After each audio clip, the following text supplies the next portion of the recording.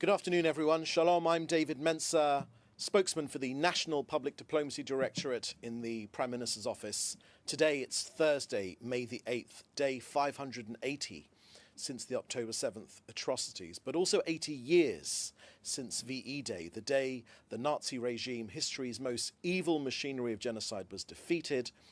80 years ago, the Shoah, the systematic murder of 6 million Jews, finally came to an end. Hitler was defeated, the crematoria went cold, the gates of the death camps swung open, the world vowed never again.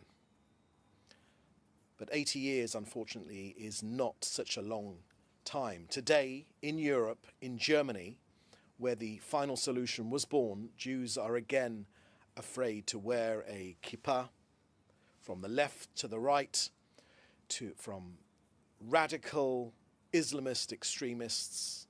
Anti-Semitism is unfortunately rising once more.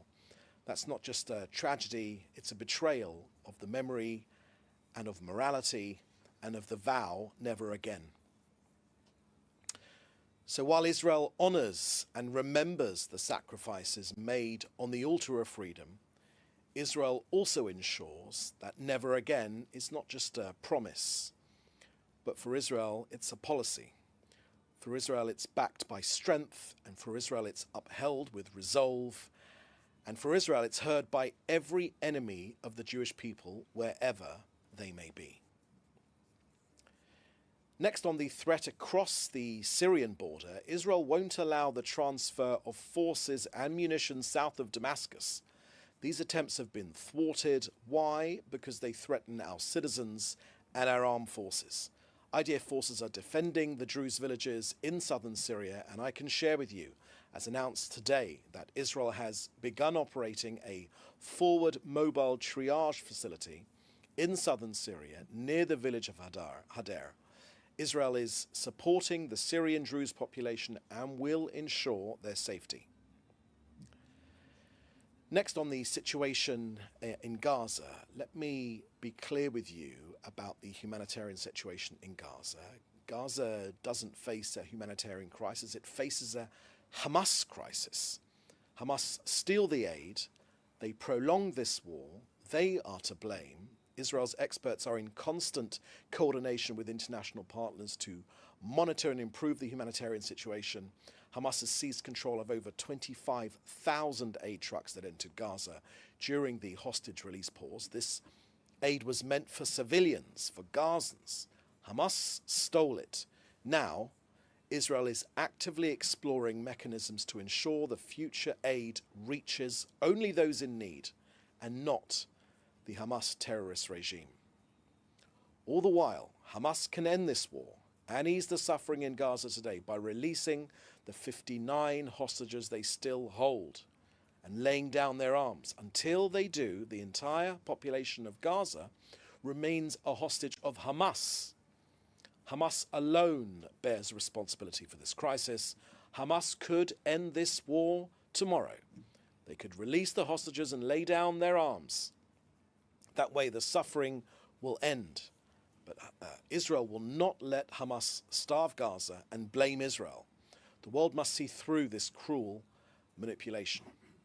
It's a tragedy that children in Gaza are suffering, but to be clear, they are suffering at the hands of Hamas. The real tragedy is that the UN says little about Hamas using Gazans as human shields. The UN's silence, unfortunately, is shameful. The blame lies with Hamas and with those that enable them through active support. On our dear hostages, the remaining 59, let me give you an update. Israel believes that there are 21 alive. We know that for sure. The Prime Minister said last night that there are 3 more for whom we are extremely concerned.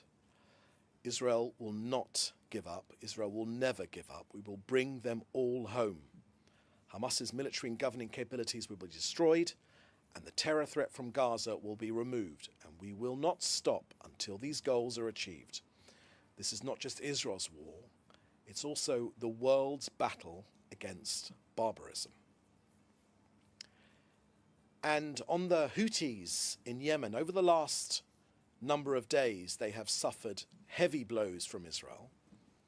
As ever, Israel, in partnership and in cooperation with our allies in the US and others, is prepared for any mission. Of course, Israel will defend itself by itself.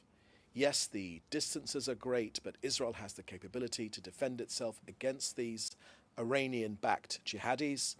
Israel has a long arm, and we will use it. If others join us, like our dear friends, the Americans, then that is excellent, that is good. But if they don't, we will defend ourselves by ourselves. And to Iran, that finances, that arms, that operates manipulates and operates the Houthi terrorists, the proxy system which Iran is using is over. Iran's axis of evil has collapsed. Iran bears direct responsibility. What Israel has done to Hezbollah in Beirut, what we've done to Hamas in Gaza, what has happened to Assad in Damascus and the Houthis in Yemen, we will also do to Tehran if needs be. The Defence Minister made that clear today. That's the end of our briefing here today. We'll now take your questions. Please put them in the chat together with your name and news outlet, and we will take your questions. Okay, first question I can see here is from Jason Perry at NTD News. Terrorist groups, your question says, terrorist groups surrounding Israeli territory have taken significant damage since the war started. Does Israel still believe that Iran is currently financing and providing weapons to those terrorist networks? Thank you for that question, Jason. Yes, in the last part of my briefing just now, I made that very, very clear. I can point you, Jason, to a tweet made by our Defence Minister just today, where he makes that clear and he lists the details of Iran's support for that axis of terror. Israel understands full well what Iran is. I would just remind you that Israel has just succeeded in a long and difficult mission in striking the Houthis. It is far, it required refueling of our aircraft. Iran, on the other hand, is a closer destination. Of course, Israel will always prefer the peaceful option, but Iran, the Iranian regime in Tehran, is a genocidal, Islamo-fascist regime hated by its own people. And Iran would do well to understand Israel's determination against the threat which they pose this country. The Prime Minister has made very clear over the years that Iran cannot be allowed to achieve a nuclear weapon. President Trump agrees with this. He's made that abundantly clear. So, of course, Israel supports the discussions happening right now, the maximum pressure campaign, which has worked before, but we're also under no illusion that Iran's nuclear ambitions, the strategy which we've employed in the past, has deterred Iran. That pressure was removed, now it has returned. So Israel welcomes the return of that maximum pressure campaign. And President Trump and the Prime Minister see eye to eye on the Iranian nuclear threat. Okay, next question here is from Melanie Lidman. You're talking about the food situation in Gaza shutting down because of a lack of food and malnutrition is rising. Will Israel let food into Gaza while it is actively exploring mechanisms? Some sources are saying Israel may let in flour. Is there any information on that? Thank you for that question, Melanie. I shared with you our current views, the government's current views on that situation, and it was just a few moments ago that I shared that with you.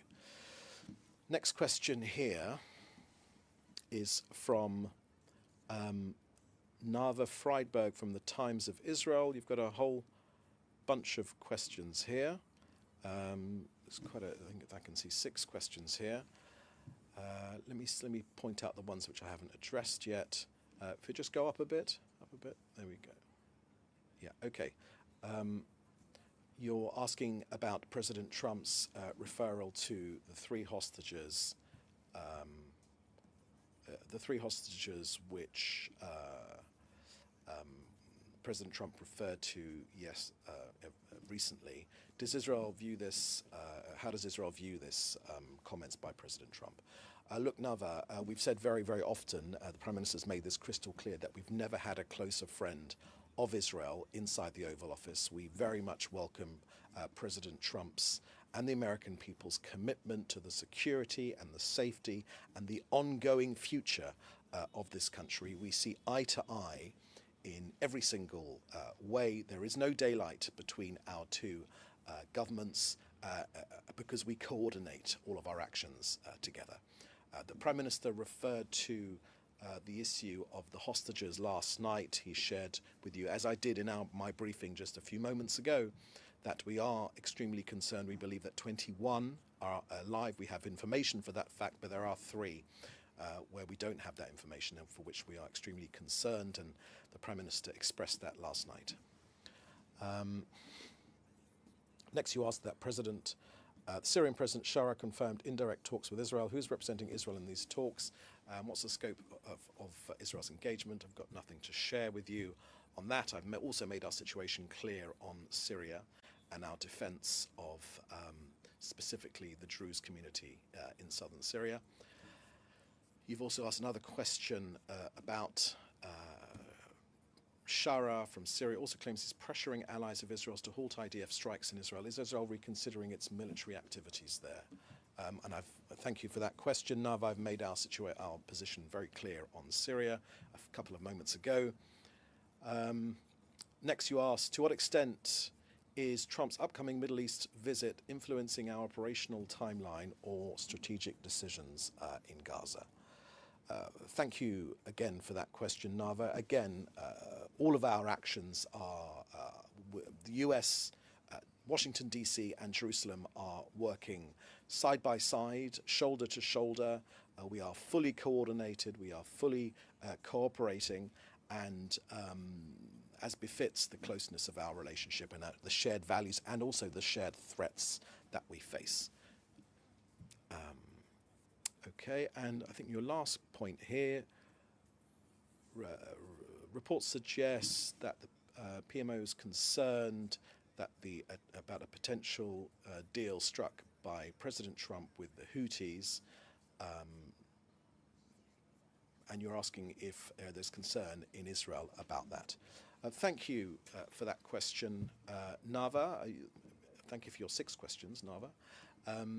I think I've answered all of those questions already in my briefing, and I'm happy to share with you the text of what I shared with you today to be able to get an understanding of our position. But we've already made Israel's position when it comes to the Houthis extremely clear. We have been working extremely closely with our allies on the threat from the Houthis, and of course they are backed by Iran. But if necessary, while always working in cooperation with the US, Israel will defend itself. We have done in the past and we will continue to do in the future. That is the ultimate responsibility of Israel's government, to defend its own citizens. The Houthis are a terrorist organization, recognized the world over as a terrorist organization. They're an Iranian proxy, and Israel has a right and a duty to defend itself against that threat. And we know full well how to defend ourselves against that threat, as has been shown over the last few days. Question from Fred Ager from Interplanetary TV, and it's regarding President Trump's closed-door conversations about a Middle East policy objective regarding ongoing negotiations with Saudi Arabia. Again, I think I've discussed that I've discussed that question already Fred, our relations with the US are as close as it's possible to be. All of our actions between the two governments are fully in cooperation and in coordination with each other. That has not changed. Israel perceives President Trump to be its closest friend that we have had ever in the White House in Washington, D.C., and that important relationship, it's mutually beneficial. We share the same threats. We share the same analysis as well about the threat from Iran, and that is why we believe that Iran can never, ever be able to have a nuclear weapon. Okay, finally, Melanie Lidman, you asked about aid going into Gaza. Just go up a bit. Let me just have a look at your question again, because, okay, you're asking, some sources are saying Israel may let in flour. Is there any other information about that? Thank you for that question, Melanie from AP. Look, I think that I've shared with you fully our position when it comes to aid. When it comes to aid in Gaza, I'm happy to share with you that again, because you know, the hunger which currently exists, the story of the hunger which currently exists in Gaza, this is hunger which is engineered by Hamas. It's very, very important to remember that. It is hunger which is engineered by Hamas. They have repeatedly taken control of the aid, and unfortunately this story is repeated without question by so many in the media. Hamas hijack humanitarian aid that was sent in a couple of weeks ago. So now it's in Hamas's hands. They could release it to their people. So our battle is with Hamas, not with ordinary Gazans. It is a tragedy when ordinary Gazans suffer because of Hamas. They suffer because Hamas started this war, and they suffer because Hamas do not end this war with the release of our hostages and the laying down their arms. Yes, I can confirm that Israel is examining ways right now, as we speak, so that aid can be delivered into Gaza to get to the people that need it, and not to Hamas, who steal it. And we know that they use that aid to fund their terrorist operation. Okay, I think that's the last question here today. Thank you for joining us. We'll have another briefing next week.